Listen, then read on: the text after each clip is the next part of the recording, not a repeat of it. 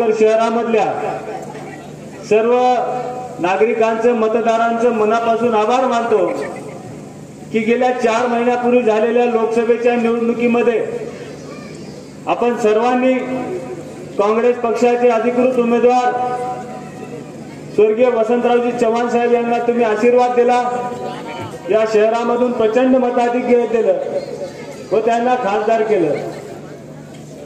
ते ज्या परिस्थितीत उभं राहिले ती परिस्थिती अशी होती की ज्या नेत्याला या भागानं, या तालुक्यानं, या शहरानं आजपर्यंत प्रचंड प्रेम दिलं, आशीर्वाद दिला, वेगवेगळ्या खात्याचे मंत्रीपद, मुख्यमंत्रीपद, पूर्ण परिवारात पद आजपर्यंत भेटले।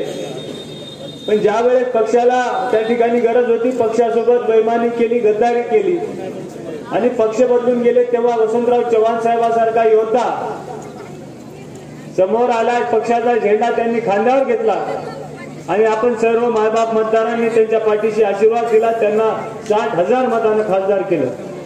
दुर्दैवानं त्यांचं दुःखद निधन झाल्याच्या नंतर या ठिकाणी पोटनिवडणूक लागलेली आहे। त्यांचे चिरंजीव रवींद्र पाटील चव्हाण या ठिकाणी उमेदवार आहेत आणि भोकर विधानसभा मतदारसंघामध्ये मी पक्षाचं मनापासून आभार मानतो की त्यांनी माझ्यासारख्या एका सर्वसामान्य तुमच्यासारख्याच एका कुटुंबातून मी येतो, एका शेतकऱ्याचा मी मुलगा आहे आणि पक्षाची इमाने एक बारे 20 वर्ष सेवा केली, त्याचा एक त्या ठिकाणी विश्वास म्हणून पक्षाने मला उमेदवारी दिली, त्याबद्दल पक्षाचा मी मनापासून आभार मानतो। त्याचबरोबर माझ्यासोबतचे 12 इच्छुक उमेदवार होते, त्या सर्वांचे देखील आभार मानतो की मला उमेदवारी मिळाल्याच्या नंतर त्या सर्वांनी भाऊ म्हणून मला त्या ठिकाणी खंबीरपणाने साथ देत आहेत, त्या सर्वांचे देखील मनापासून आभार मानतो। ही निवडणूक आहे, आता कुणाल राऊत साहेब, कुणाल चौधरी साहेबांनी आपल्याला सांगितलं की या भोकर विधानसभा मतदारसंघाच्या निवडणुकीकडे फक्त महाराष्ट्राचं नाही तर देशाचं लक्ष लागलेलं आहे। आज आपल्याला माहित आहे देशाचे नेते राहुलजी गांधी नांदेडला आले होते आणि या मतदारसंघात माझ्यासारख्या कार्यकर्त्यावर विश्वास दाखवण्याचं काम सर्व या ठिकाणी एवढे इच्छुक असताना सगळे प्रमुख होते, त्या ठिकाणी तुल्यबळ उमेदवार होते, पण आदरणीय राहुलजी गांधी असतील, आदरणीय मल्लिकार्जुन खरगे साहेब असतील, आदरणीय नानाभाऊ पटोले असतील, बाळासाहेब थोरात मराठवाड्याचे नेते, अमित भैया देशमुख, या सर्व नेते मंडळींनी एका विश्वासाने एका त्या ठिकाणी माझ्यावर विश्वास ठेवला आणि त्या ठिकाणी उमेदवारी दिली। आणि आज देखील राहुल गांधी नांदेडला आले होते, त्यांनी त्या ठिकाणी सभेत मला सांगितलं की पप्पू कुछ भी करके तुझे जीतना है और तू जीतेगा ये मुझे विश्वास है। हे आज राहुल गांधीचे त्या ठिकाणी शब्द आहेत। त्यामुळे या मतदारसंघावर सगळ्या अखिल भारतीय काँग्रेसचं, देशातल्या काँग्रेसचं, महाराष्ट्रातल्या काँग्रेसचं लक्ष आहे। मी आपल्याला या निमित्तानं विश्वास देतो, मी अशा सर्वसामान्य कुटुंबातून येतो, तुमच्या दररोजच्या येणाऱ्या अडचणी, तुमच्या दररोजच्या येणाऱ्या त्या ठिकाणी ज्या तकलीफ तुम्हाला सगळ्याला होते, त्या सगळ्या गोष्टी मी अनुभवलेल्या आहेत। मी आजपर्यंत पक्षाचं काम करताना इमानीद्वारे पक्षाची सेवा केली। सर्वसामान्य कोणीही कधीही मला आजच्या रात्री जरी हाक मारली असेल तर त्याचं काम प्रामाणिकपणाने करण्याचा प्रयत्न केला।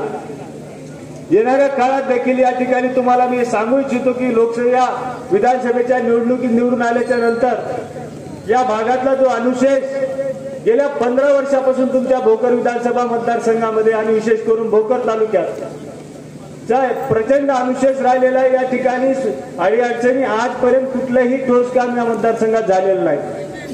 विशेष करून या भोकर तालुक्यासाठी सिंचनाची व्यवस्था 2009 मध्ये अशोक चव्हाण राज्याचे मुख्यमंत्री होते, तेव्हा ते या राज्याचे तुमच्या भागाचे आमदार म्हणजे आमचे पहिलेच ते आमदार होते। पण भोकर तालुक्यामधून जेव्हा ते आमदार झाले तेव्हा ते राज्याचे मुख्यमंत्री होते। त्या काळात या भागात प्रचंड पाण्याचे टंचाई आहे। त्यांनी शब्द दिला या तालुक्यामध्ये पाण्याला लिफ्ट इरिगेशन करू, पाण्याची टंचाई कायमची मिटू, शेतीला पाणी देऊ। पण दुर्दैवाने शेतीला तर सोडा, पियाला सुद्धा ग्रामीण भागात पाणी नाही। आपल्या या तालुक्यामध्ये सर्वसामान्यांचे लेकरं या ठिकाणी शिक्षण घेण्यासाठी आजपर्यंत एकही चांगली शैक्षणिक संस्था या तालुक्यामध्ये आलेली नाही। तुमचे लेकरं शिक्षणापासून वंचित आहेत। आदरणीय डॉक्टर किनाळकर साहेब असतील, गोरटेकर साहेब असतील, त्यांनी शाहू विद्यालयाच्या माध्यमातून, दिगंबरराव बिंदू कॉलेजच्या माध्यमातून जे संस्था काढल्या त्याच्या व्यतिरिक्त कुठलंही काम या तालुक्यात झालेलं नाही. या शहरामध्ये खरं तर इंजिनिअरिंगचं कॉलेज व्हायला पाहिजे होतं, मेडिकलचं कॉलेज व्हायला पाहिजे होतं, डिग्रीचे वेगवेगळे पॉलिटेक्निकचं कॉलेज व्हायला पाहिजे होतं, पण हे कुठलंही काम या भागात झालेलं नाही. तिसरी महत्वाची गोष्ट, या भागातले जे तरुण आहेत, आम्ही खेड्यापाड्यात तुमच्या आपल्या या तालुक्यामधल्या वाडी तांड्यावर जातो, खेड्यापाड्यात जातो, दुर्दैवानं प्रत्येक गावातले 300-400 लोक कामाच्या निमित्तानं आज बाहेरगावी कामाला गेले. कोणी आदिलाबादला गेले, कोणी हैदराबादला गेले, कोणी पुण्याला गेले. याचं कारण असं आहे की या भागातला जो आमदार होता, ज्या काँग्रेस पक्षानं याला विश्वास ठेवून राज्याचं मुख्यमंत्री म्हणजे सर्वोच्च पद आहे, त्याच्यापेक्षा मोठं पद या महाराष्ट्रात कोणतं नाही. आणि मुख्यमंत्री असलेला व्यक्ती कुठलंही काम या ठिकाणी रेटून नेऊ शकतो, काम करू शकतो. पण दुर्दैवाने या भागातला जर शिक्षण लेकरांना घेतलं, इथले तरुण जर कामाला लागले तर आमच्या मागे कोणी झेंडे घेऊन फिरणार नाही, अशी नीच त्या ठिकाणी प्रवृत्ती ठेवणाऱ्या व्यक्तीनं या भागात उद्योगाच्या बाबतीत एकही या ठिकाणी कारखाना आणलेला नाही. MIDCची जमीन आहे ती आदरणीय डॉक्टर किनाळकर साहेबांनी त्या ठिकाणी जमीन अधिग्रहित केली, पण त्याच्यावर पिठाची गिरणी आणण्याचं सुद्धा काम या 15 वर्षात झालेलं नाही. मी तुम्हा सगळ्यांना या ठिकाणी शब्द देतो, आमचे नेते मंडळी या ठिकाणी आहेत, गोविंद पाटील गौड साहेब, सर्व नेते मंडळी आहेत, महाविकास आघाडीचे आमचे सगळे नेते आहेत. मी तुम्हाला सगळ्याला शब्द देतो की येणाऱ्या 5 वर्षाच्या काळात आपल्या सगळ्याच्या आशीर्वादानं विधानसभेचा सदस्य झाल्याच्या नंतर आज जे जे या भागातला अनुशेष आहे, विशेष मला आता एक जणांना सांगितलं की या भागातले तुमचे जे दुकान आहेत, खास करून या ठिकाणी ब्रिजच्या बाजूचे, त्या सगळ्यांना धमक्या दिल्या जात आहेत की तुम्ही जर मतदान दिलं नाही तर ते दुकान त्या ठिकाणी उचलू. मी तुम्हाला या ठिकाणी सांगतो की या राज्यात 100% महाविकास आघाडीचं सरकार येणार आहे आणि तुमच्या दुकानाच्या कुठल्याही जर कोणी त्रास देत असेल तर कोणाच्या बापाची हिंमत नाही, आम्ही तिथे येऊन उभं राहू स्वतः. आणि तुम्हाला शब्द देतो, सरकार आपलं येणार आहे. सरकारच्या माध्यमातून फक्त दुकानं उठवायचं जर सोडा, दुकान बांधून द्यायचं काम आम्ही महाविकास आघाडीच्या माध्यमातून करू, असा शब्द तुम्हाला या निमित्तानं देतो. या बैठकीसाठी जे अनुशेष या मतदारसंघाचा 15 वर्षापासून राहिलेला आहे, एकही काम या 15 वर्षात झालेलं नाही. येणाऱ्या काळात सत्तेतला आमदार म्हणून मी त्या ठिकाणी काम करणार आहे. आणि तुम्हाला सांगू इच्छितो की सगळ्या महाराष्ट्राच्या काँग्रेसचं, सगळ्या महाविकास आघाडीचं विशेष लक्ष या मतदारसंघावर, या भोकर विधानसभा मतदारसंघावर आहे. त्यांनी सगळ्यांनी सांगितलंय इथून तुझी जागा येणार आहे आणि आमच्या सगळ्यासाठी ते आव्हान राहणार आहे. एका मुख्यमंत्र्याने जे काम करून दाखवलं नाही ते तुमच्या आमच्या सर्वसामान्याचं लेकरू 5 वर्षात करून दाखवले, हा शब्द तुम्हाला या निमित्ताने देतो. कारण आम्ही या सगळ्या संकटातून गेलेले माणसं, आम्हाला या गोष्टीची जाणीव आहे. पण पुढच्या व्यक्तीला याचं काही देणं घेणं नाही. ज्या पक्षानं खरं तर आजपर्यंत एका कुटुंबाला एवढा लाभ दिलेला, भारतात कोणतं कुटुंब नसेल एवढा लाभ या चव्हाण कुटुंबियाला दिलेला आहे. आम्ही सुद्धा त्याचे कार्यकर्ते होतो. पक्षात काम करत असताना काँग्रेसनं मुख्यमंत्री केल्याच्या नंतर काँग्रेसला अशी अपेक्षा होती की त्या पदाचा उपयोग या भागाच्या विकासासाठी व्हावा, पण दुर्दैवाने त्या पदाचा उपयोग स्वतः अशोकराव आणि त्यांच्या कुटुंबियासाठी झाला. तुम्ही आदर्श घोटाळा बघला असेल, स्वतः त्यांच्या जावयाला, त्यांच्या मेवण्याला, त्यांच्या सासूच्या नावावर तिथे प्लॉट करून दिले. भ्रष्टाचाराचा आरोप झाला. राज्याचं मुख्यमंत्री पद राजीनामा देण्याची नामुष्की आपल्या मतदारसंघावर आली, तरी त्या ठिकाणी समाधान झालं नाही. मी तुम्हाला सांगतो, आमची काही गरज मोठी नाही, आमच्या काय पोट, आम्ही सर्वसामान्य माणसं, आम्हाला काही पैशाची हवय नाही. आम्हाला याचीच कमाल वाटते, इतकं सगळं जमा केले, 2 मुलीच आहेत बिचारे, एवढं घेऊन तरी काय करणार आहे.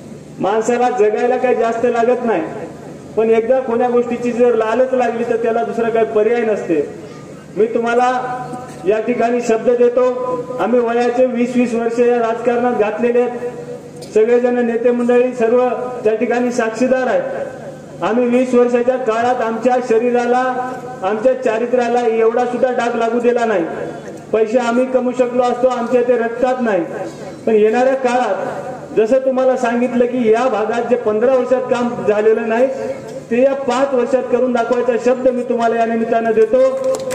आणि आपण विशेष करून मायमावल्या आपण एवढ्या या ठिकाणी बसलात आणि आत्ताच आमच्या चौधरी साहेबांना सांगितलं की जसजसे आता निवडणूक जवळ येईल या सगळ्या काळ्या पैशातून जमवलेलं जे भांडवल आहे हे आता निवडणुकीच्या माध्यमातून तुमच्या घरी येणार आहे मित्र। आणि आलेलं जे आहे काय कष्टाचं नाही, घामाचं नाही, तुमचं आमचं हक्काचं त्याच्यापाशी जमा आहे। हे जे काय येणार आहे पाया पडून तुमच्या घरी हात जोडून सगळी लक्ष्मी येणार आहे। मी तुम्हाला सगळ्याला विनंती करतो की आलेल्या लक्ष्मीला कृपा करून पळतवू नका, त्या लक्ष्मीचा स्वीकार करा आणि ते देण्याची आमची गरज ऐपतही नाही, कारण आम्ही माणसाने बाकी काही जमते पण आपलं जे हे आहे ते लोकांपुढे उघड करण्यात काय अर्थ नसते। आमची तेवढी ऐपत नाही, आमच्याकडे एकच आहे, त्याच्याकडे धनशक्ती आहे, आमच्याकडे जनशक्ती आहे, एवढाच फरक आहे।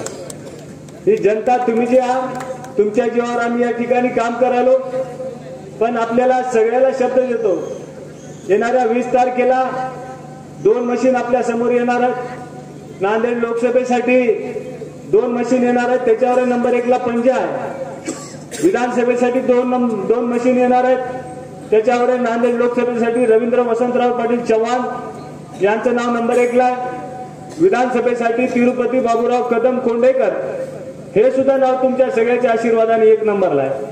हे नाव खाली घालावं म्हणून खूप प्रयत्न झाले, पण वरचा ईश्वर आपल्या सगळ्याच्या सोबत आहे, त्यामुळे त्याच्या काही प्रयत्नाला यश आलं नाही।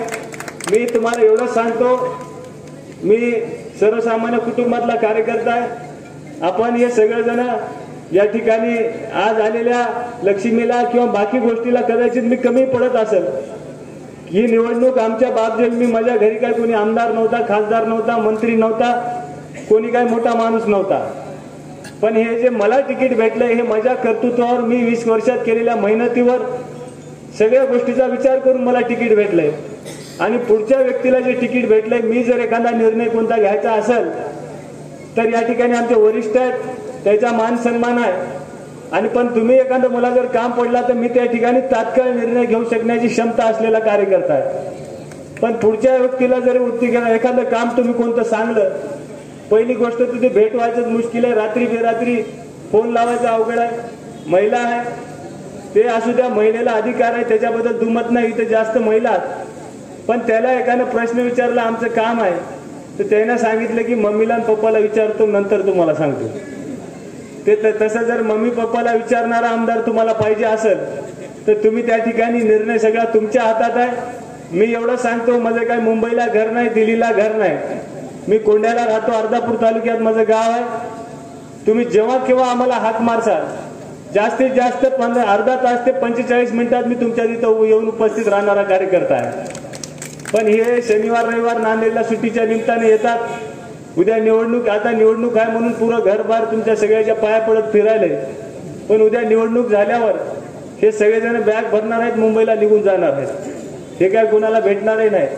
असो सगळा निर्णय तुम्हाला घ्यायचा आहे। मी एवढीच हात जोडून विनंती करतो, येणाऱ्या 20 तारखेला मतदान आहे, आमच्या दोघांची निशाणी नंबर 1 ला आहे।